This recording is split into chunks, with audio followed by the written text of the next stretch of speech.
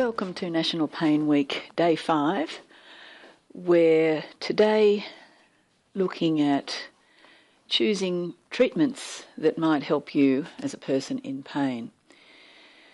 To start with, I've selected a few interviews that will set you up to be able to choose. In particular, I think there's some preparation that needs to be done before you go out into the world of choosing treatments. Many people come to Chronic Pain Australia distressed because treatments don't work.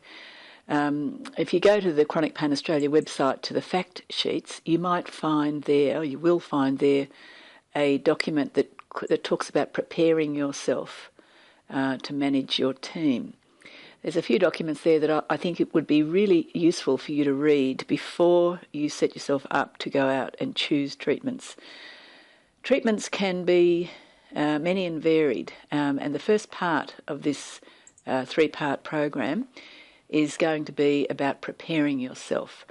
I've started with an interview with Professor Phil Siddle, who has just written a terrific book called The Pain Book.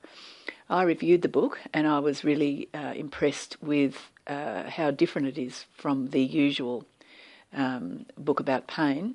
In particular, what Professor Siddle and his team do is really think about and write about the values underneath providing treatment. So I hope that you find this useful.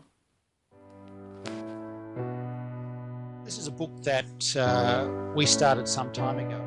It arose a while ago in terms of thinking through some different ideas in how we deal with pain, and it was, I guess, made more concrete in terms of doing the pain program that we run down at Greenwich Hospital. So, as you said, it's written by the three of us. So Rebecca, our physiotherapist, and Robin, our clinical psychologist, the three of us written together. And it's written for people who have chronic pain, and it has many of the things that we cover in the program. In terms of the skills or strategies that we cover in the program, there are things such as exercises, stretching, relaxation, meditation. But it also picks up on some of the differences that we're also trying to put through our program, which incorporate some of those values that we're talking about. So, for example, even the title, the title is The Pain Book. As you said, the subtitle is Finding Hope When It Hurts. So again, we're trying to really address this issue of hope. And so the two sections in the book are Facing Pain, which is looking at how pain works, pain physiology, helping people to understand how pain works, some of these newer findings about neuroplasticity and how they can help control our pain. And also what pain treatments are available fairly comprehensively. But then the second part of the book is where you probably see more differences from other books, which is Finding Hope. And the chapter titles then move on from relaxation and exercise, which again is fairly standard. But then the other chapters are courage, gratitude, and finding hope. Which I think would be very different from some other books. And that's really looking at some positive things. And I guess that's the exciting thing, is that some people would be surprised to see a chapter on gratitude in a book about pain. But what we're saying is that not only are these attitudes we're learning great for us, we know there's more and more evidence coming out saying that things such as gratitude and courage are great for the way that we feel and the way that we live. But also the emerging evidence that these sort of attitudes can actually change the nervous system and to reduce pain. So there's a connection. It's not just about feeling good. These sort of things can actually change the way that we experience pain. So it offers hope in the sense that meditation may be a way to build these things, but the more that we do that, the more not only do we feel better, but also we reduce our pain. And then, of course, Finding Hope, again, as I said before, is saying that there is a chance for hope. And it's a combination of all of these things. It's not just feeling better, it's not just doing more, but it's actually seeing that all of these things that we do together, and as we've seen in our program, all of these things can also help our pain. So there's hope that we can reduce our pain, there's hope that we can feel better, there's hope that we can do more, and re-engage with life in the way that we really want to because of all of those things. So it's been nearly 18 years and it has been a long journey for me now. However, initially the journey was very hard and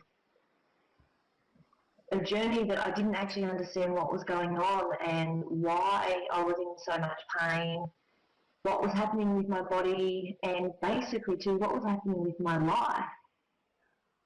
As I found out more, I then began to understand what was happening, but that took a long time as well because the system didn't lend itself to educating the people around them or really understanding what was happening with me at that time.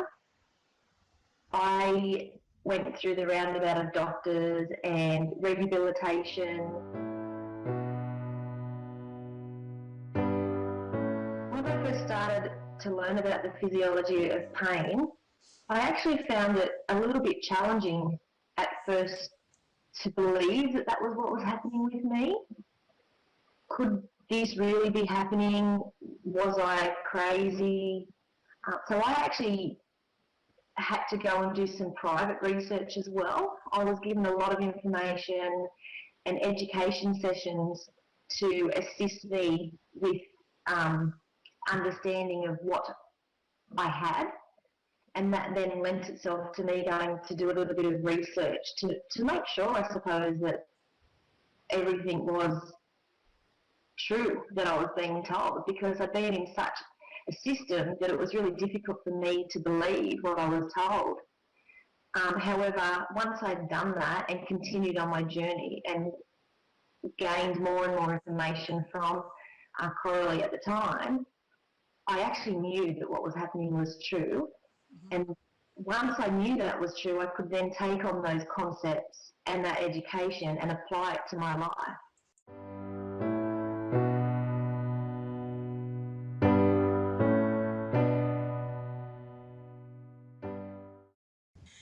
Ruth, you're a physiotherapist by training and you function in the Hunter Integrated Pain Service as a specialised physiotherapist for people in pain. Can you share with our listeners and our viewers what constitutes good physiotherapy for people in pain? I think not just physiotherapy, but perhaps all healthcare professionals, it starts with listening and really listening to what people expect and also listening to people's beliefs. And from there, we get a very good understanding of where the mutual understanding is, and often that's something that we can work with, or other times we have to update people in what the modern science is, and reconceptualizing people to have a look at pain from perhaps a broader perspective than they've been used to or they've been told by doctors and health professionals can be really eye-opening and can really make a big difference to how they start to plan their ongoing care. Yeah, so it's exciting, and from there, then once you have that sort of shared understanding, then you can start to work together on a goal. And typically, as a physio, it'll be a movement goal, and then it's whether exactly where you want to start with that. So, it could be something where you start with the laterality and not even touching the person, getting them to. Hang on, hold on there, Ruth. What's laterality? Often when people haven't been moving for a long time, and in some of the conditions we see in a pain clinic, like complex regional pain, people have lost almost the sense of a part of their body. So we get them to have a look, perhaps if that's a hand, for instance, we would get them to practice looking at left hands and right hands and make a decision of whether they're looking at either one or the other, and we find a lot of people have to work on that for a few weeks, really to establish it from a brain perspective, their ability to even spot part of their body, and from there we can start to grade up a program. Yeah, so it's quite interesting work, and there's some good stuff on the internet that you'll be able to find about that. So maybe we can share some of that on the website, the resources for this particular program, Ruth. Yep. Okay, so just summing up then, a physiotherapist in particular, if I'm a person in pain and I go along to my physiotherapist, what I'm looking for is somebody who does understand the science and who can share that with me. If I'm meeting somebody who doesn't really understand or get my chronic pain, then I maybe need to keep looking for a physiotherapist that does. Yeah. Yeah. And maybe that applies to all health professionals. So if I'm looking for somebody to help me with my pain, to be a part of my team, then I need that person to understand current thinking in chronic pain. Yeah. That's a really good message, isn't it? It's for sure. I suppose we originally came from a tissue-based background, and so for a lot of physiotherapists over the last decade or so, we've been broadening out, and tissue can still be important, and you can still have some tight parts and weak parts, but that's really the whole picture. And more importantly, I think you need to listen, get a broader view, and the tissue inputs will usually only be just part of that, and your rehab program really generally then becomes something like a hands-off, and your physio or your healthcare provider becomes more of a coach really, and looks at your confidence and where you've lost confidence with things, and working together and gradually getting back towards the goal that you've set for yourself.